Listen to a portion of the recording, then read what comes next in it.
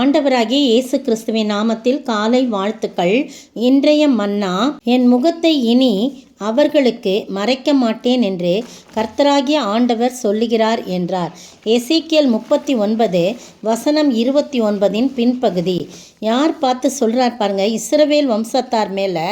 என் முந்தின பகுதி சொல்லுது, நான் இஸ்ரவேல் வம்சத்தார் மேல் என் ஆவியை ஊற்றினபடியால் என் முகத்தை இனி அவர்களுக்கு மறைக்க மாட்டேன் என்று சொல்லப்படுது. இந்த மாதம் முழுவதும் கர்த்தருடைய முகம் நம்மளுக்கு என்னென்னலாம் செய்யும்னு சொல்லி நம்ம பார்த்தோம். முதலாவது, அவர் தம்முடைய முகத்தை நம்மேல் பிரகாசிக்க செய்வார், நம்மீது பிரசன்னமாக்குவார், நம்ம அப்படியாய் கிருபையாய் இருப்பார், சமாதானத்தை தருவார் அப்படி சொல்லிலாம் நம்ம எண்ணாகமத்தில் 6ஆம் அதிகாரத்தை குறித்து தொடங்கணும். இந்த மாதத்தை இந்த மாதம் முடிக்கும்போது பாருங்கள், இஸ்ரவேல் வம்சத்தார் மேல் என் ஆவியை ஊற்றினபடியால் என் முகத்தை இனி அவர்களுக்கு மறைக்க மாட்டேன் என்று கர்த்தராகிய ஆண்டவர் சொல்கிறார். எத்தனையோ வேளையில் இஸ்ரவேல் ஜனங்களுக்கு அவர் உதவியாய் ஆதரவாக இருந்தார். ஆனால் அந்த ஜனங்கள் வணங்கா கழுத்துள்ள ஜனங்களாக இருந்தாங்க, கர்த்தருக்கு விரோதமான காரியங்களை செய்தாங்க, எத்தனையோ முறை அடிமைப்படுத்தி இருந்தார். அதற்கு பிறகு விடுதலை கொடுத்தார். ஆனால் இந்த நாளில் எசேக்கியேல் தீர்க்கதரிசி மூலமாக சொல்கிறாரு, நான் என் ஜனத்துக்கு என் முகத்தை இனி மறைக்க மாட்டேன்னு சொல்கிறார். ஏன் அப்படின்னா, இஸ்ரவேல் ஜனத்தின் மேல் என் ஆவியை ஊற்றினபடியால் என்று சொல்லப்பட்டிருக்குது. கர்த்தருடைய ஆவி ஒருவன் மேல் ஊற்றப்பட்டதானால் கர்த்தருடைய முகம் அவனுக்கு மறைந்திருக்காது. அதனால் ஆவியின் அபிஷேகத்தை வாஞ்சியோடு நாடி பெற்றுக்கொள்ள வேண்டும். நம்ம அபிஷேகம் பெற்றவரானால் கர்த்தருடைய முகம் நமக்கு மறைக்க மாட்டேன் என்று கர்த்தராகிய ஆண்டவர் சொல்கிறாருன்னு போடப்பட்டிருக்கு. இது எத்தனை உண்மையான காரியம் பாருங்க. கர்த்தருடைய ஆவி நம்மேல் ஊற்றப்பட நாம் அவருடைய சமூகத்தில் நாம் நம்மை தாழ்த்தி ஒப்பு கொடுக்க வேண்டும். பாருங்க, அந்த புறஜாதி மக்கள் அந்த 26 28 வசனங்கள் பார்த்தீங்கன்னா, இஸ்ரவேலர் திரும்பவும் தங்கள் நாட்டிற்கு கூட்டி சேர்க்கப்படுவார்கள் என்று சொல்லப்பட்டிருக்கிறது. ஏன்னா தங்கள் அவமானத்தையும் பயப்படுத்துவார் இல்லாமல் தாங்கள் சுகமாய் தங்கள் தேசத்தில் குடியிருக்கும் போது எனக்கு விரோதமாய் தாங்கள் செய்த எல்லா துரோகத்தையும் சுமந்து தீர்த்த பின் நான் யாக்கோபின் சிறையிருப்பை திருப்பி இஸ்ரவேல் வம்சத்து அனைத்துக்கும் இறங்கி என் பரிசுத்த நாமத்துக்காக வைராக்கியமாக இருப்பேன். பாருங்கள், எவ்வளோ அருமையாக அந்த ஜனங்களுக்காக சொல்கிறார். அப்போ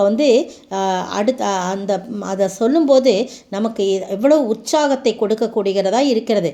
28ஆம் வசனம், தங்களை புறஜாதிகளிடத்தில் சிறைப்பட்டு போக பண்ணின நான் தங்களில் ஒருவரையும் அங்கே அப்புறம் வைக்காமல் தங்கள் சுய தேசத்திலே திருப்பி கூட்டி கொண்டு வந்தேன் என்பதினால் நான் தங்கள் தேவனாய் கர்த்தர் என்று அறிந்து கொள்வார்கள். புறஜாதியார்கிட்ட அடிமைப்பட்டிருந்தாங்க, அவங்களெல்லாம் நான் என்ன பண்ணேன், திருப்பி இந்த தேசத்தில் கூட்டி கொண்டு வந்தபடினாலே நான் தான் தேவனாகிய கர்த்தர் என்பதை அவர்கள் அறிந்து கொள்வார்கள். எனவே அவர்கள் மேலே ஆவியை ஊற்றுவேன். நீங்களும் நானும் எங்கேயோ கிடந்த நம்மளை ஆண்டவர் தம்மண்டை அழைத்து தம்முடைய சுய ரத்தத்தினாலே கழுவி நம்மை மகனாய் மாற்றி நம்முடைய அபிஷேகத்தினாலே நம்முடைய ஆவியினால் அவர் நிரப்பும் போது, ஆவியை ஊற்றும் போது அவருடைய முகம் நமக்கு மறைக்கப்படலாம். எத்தனை பெரிய ஆசீர்வாதம் பார்த்தீங்களா?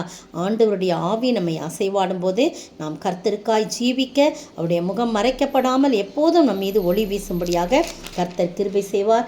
அப்படிப்பட்ட ஆசீர்வாதத்தை நாம் பெற்று வாழ அந்த அபிஷேகத்துக்காக நம்மை அர்ப்பணிக்க ஆண்டவர் தாமே உதவி செய்வாராக. ஆமேன். வாரும் தூய ஆவியே, பிரசன்னத்தை வாஞ்சிக்கின்றோம்.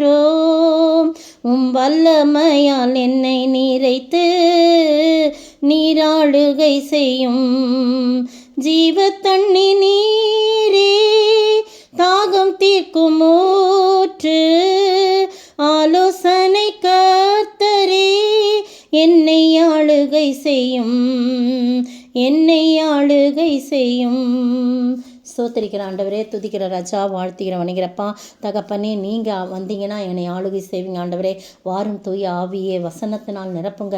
வாஞ்சிக்கிற ஆண்டவரே தகப்பனே, அப்போதுதான் எங்களை கத்தாவே அபிஷேகத்தை உடைய முகத்தை எங்கள் மீது மறைக்காமல் பாதுகாத்து கொள்வீர் ஆண்டவரே. புதிய இஸ்ரவேல் மக்களாகிய கத்தாவே, எங்களை ஆண்டவரே சிதறுண்டு போய் அங்கேயும் இங்கேயும் கடந்த எங்களை கொண்டு வந்து சேர்த்து உடைய சமூகத்தில் ஆண்டவரே உடைய ரத்தத்தினால் கழுவி மகளாய் மாற்றினரே. அந்த அன்புக்கு ஸ்தோத்திரம். உடைய பரிசுத்த ஆவியானவரை எங்கள் மீது பொழிந்து ஆண்டவரே நாங்கள் வல்லமையால் நிரம்பி உமக்கு சாட்சியாய் நிற்க உடைய முகத்தை எங்கள் மீது பிரகாசிக்க செய்ய வேண்டுமாய் ஜெபிக்கிறோம். இந்த மாதம் முழுவதும் எங்களோடு கூட இருந்தீரே, ஸ்தோத்திரம் ஐயா. கர்த்தாவே, இந்த மாதத்தை இப்போதுதான் துவங்கினது போல இருக்கிறது. அதற்குள்ளாக உடைய முகத்தை எங்கள் மீது ஒவ்வொரு நாளும் பிரகாசிக்க பண்ணி பிரசன்னமாக்கி ஆண்டவரே கர்த்தாவே, இதோ கர்த்தாவே, அப்படியா எங்களை இந்த மாதம் முழுவதும் உடைய முகத்தின் தரிசனத்தை நாங்கள் காண ஆண்டவரே நீ செய்த கிருபைக்காய் ஸ்தோத்திரம். தொடர்ந்து ஆசீர்வதிங்க, காத்துக்கொள்ளுங்க. துவங்க போகும் புதிய மாதத்தையும் நீர் ஆசீர்வதிங்க. இயேசுவின் நாமத்தில் ஜெபிக்கிறேன் பிதாவே, ஆமேன். நேற்றைய பதில்: இயேசு யோனாவின் குமாரனாகிய சீமோனை பார்த்து சொன்னது. இயேசு யோனாவின் குமாரனாகிய சீமோனை பார்த்து சொன்னது. மத்தேயு 16:17. இன்றைய கேள்வி: பரலோகத்தின் திறவுகோல்களை பெற்று கொண்டவன் யார்? பரலோக ராஜ்யத்தின் திறவுகோல்களை பெற்று கொண்டவன் யார்?